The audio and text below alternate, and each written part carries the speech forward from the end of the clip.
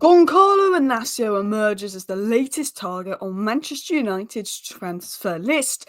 Could they be making a move for the left centre-back? We know there's interest in Shaw and Malacia from Italy. Johnny Evans could be making way. What is the latest on that? How much would it cost to bring in? And is it the right kind of move for United to be making? Talking of move, Diego Leon is on a plane to Manchester right now as we speak. I obviously said that in my video yesterday that he was going to be on his way, packing his bags.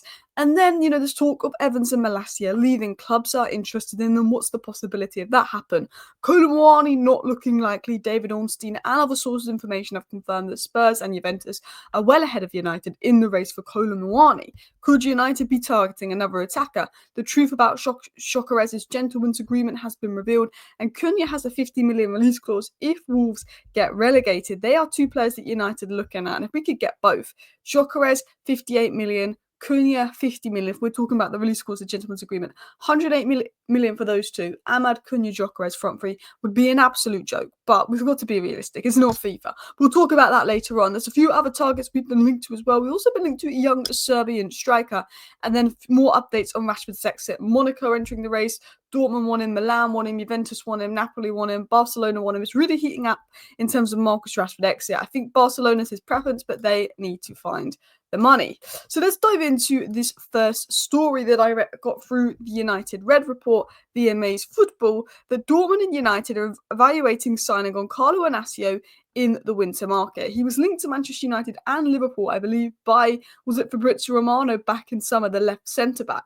Now, he has a lot of similarities to Lisandro Martinez, but the one difference is he has played in Ruben Amorim's system. Now, would we be making the mistake of we brought loads of Ajax players in for Ten Hag, they came to the Premier League, they couldn't take the step up? We've already got Agata, who we brought in before Amorim, so that doesn't count, and he's obviously gone from France. But, if we get Gyokeres and we get Inacio and we look at Quenda, are we making that mistake of getting too many sporting players? People would say that. And I say not necessarily, because Inacio is someone we looked at before we got Ruben Amorim. Agata we brought in before Ruben Amorim, and Gyokeres is a top-level striker.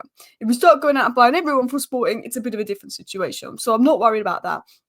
But I do think there is better left centre-backs on the market. I have mixed thoughts about Inacio because, one, I do like the player and I do rate him, but he lacks that physicality, I think, for the Premier League, which is the biggest problem with Martinez.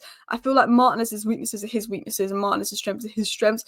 It was very similar to Lisandro Martinez, and I know Lisandro Martinez hasn't the best season, but if he was to bring in a left centre-back, I want him to be good on the ball, but also a bit better than Martinez off the ball. And I think he is better than Martinez off the ball, but I think there's question marks around his physicality. He would be a left centre-back, not a left wing-back. He does know Amorim's system. The left side of the defence does need strengthening. I do believe we need a left centre-back. And if Shaw and Malacia leave, it kind of makes sense for depth because Shaw is seen as our backup left centre-back and Malacia is our backup left wing-back. So there's strength needed on the left-hand side of defence. The way I see United is I want in the summer a left 10 and Cunha, a striker and Gyokeres. I want an athletic midfielder that can cover ground like Belieber. I want a left wing-back that's good at getting forward like Gyokeres. I want a left centre-back, but I want it to be physical like Luca. And then I potentially want someone like a Dibbling that could be backup right 10, but also play right wing back and rotate with Ahmad for versatility there, because Mazraoui can just be right centre back. Delo can be right back with Dibbling. Mazraoui can be right centre back with Yoro. De Ligt and Maguire can fight for central centre back. Then you left centre back and Martinez battle for left centre back. And then I think we have quite good defence, depth in defence, personally. But I do think left wing back in January is the priority of a left centre back. We need to strengthen the left hand side. LCB, left 10, left wing back. But left wing back for me is just the priority. But Nuno Mendes, according to Laurie Whitwell, will not happen until the summer. Kirk Bournemouth will not sell into the summer, despite bringing Soler in. So Dorgu's the only one that's looking like it's got a possibility in it. Now, we have signed the left wing back, but he will not join the club until July in Diego Leon. Diego Leon is travelling to England today to finalise his move to Manchester United and visit the club facilities. He will undergo a medical and have photo shoots before being presented as a United player. We touched upon this in my stream last night, news that he was going to be flying to Manchester in the coming days. He's flying out, he's going to do the medical, the photo shoots, there'll be like the announcement, but obviously he will join up with us in June, July, go on pre-season, and he can play as of them. I think he'll be thrown in the academy a little bit like Sekou Kone. People are asking about Sekou Kone is injured, which is a shame because I think profile-wise Sekou Kone is probably the midfielder that could step up if Casemiro let's say leaves and goes to Saudi in January. So let's talk about potentially a shock double defender update deal. So Padella, who I think is quite a good source of information, said that Como are trying to sign Malacia. They've obviously got the wages, they can do the deal, they like the player. We know that United are open to selling Malacia. He's only just come back from injury, and United know that he's not anywhere near his best yet, and they are willing to be patient with him. But we know that United are more than willing to offload both Shaw and Malacia because of just the lack of reliability. Now, Malacia, to be fair, was never injury prone, then just got a huge injury that put him out for 18 months, where someone like Shaw is injury prone. But I think Malacia is never been an attacking minded wing back. He's always a good backup option to Luke Shaw when you play a back four. That's all. And he was really good in those big games like Barcelona, Liverpool, Arsenal, but he's never going to be that attacking left wing back. And I think he's lost a little bit of the mobility in his legs because of injuries, which is so important to Ruben Amorim ball, the intensity, the mobility, the ball carrying. So I'm more than open to selling Malacia, moving him on, seeing if we can get a couple million for him, get him off the wage bill. And Coma have the money to do that, and they could be working on that deal. Now, the Daily Record, who I don't think are a very reliable source of information, but I've seen a couple other sources touch upon this, said that Johnny Evans has been suggested by Rangers board as a possible transfer option to help try and ease their defensive crisis. And there is reports coming out that Rangers actually approached United over Johnny Evans. Now, Johnny Evans will leave for free in the summer, and we know that United are actively trying to move on Lindelof and Eriksson to see if they can get money for them rather than them leaving on a free in the summer. Could they be doing the same with Johnny Evans? Now, I personally like Johnny Evans in and around the squad as a leader.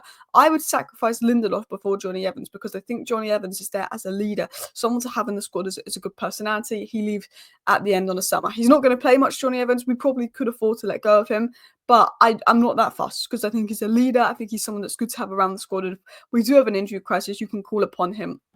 I think he might be injured at the moment, but you can call upon him and sort of trust him. So for me, I'm not against letting Johnny Evans go. Like, we don't need him, but I think I can understand why they're actively trying to get Eriksson and Lindelof out the door because they can get money for him rather than lose him for free. But Johnny Evans, they may keep around for mentality and stuff. And I have to say, when we signed Johnny Evans and didn't get sent back, I thought, what are we doing? But I have to say, really been impressed by Johnny Evans, really stepped up. And I think it's just the mentality, the leadership, someone that was there, that's won it, that's done it under Fergie. I think actually just having that in the squad, you love to see. So let's talk about attacking targets because we're going to talk about Marcus Rashford's exit in a second. But we know that United want to bring in attacking targets. Now, I got told ages ago when Amorim was first confirmed that we had a gentleman's agreement that we would not raid Sporting in January. That has now been confirmed by the media.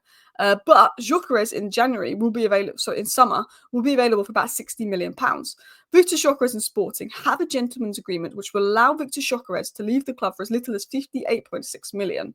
And this release clause is valid for Manchester United and other big clubs. Now, actually, I think it was Pete Hall, I can't remember who said it, that said that Gyokeres' preferred destination is Man United in the summer, so we can link up with Ruben Amorim. Is that why we might not be moving for Kolo Muani?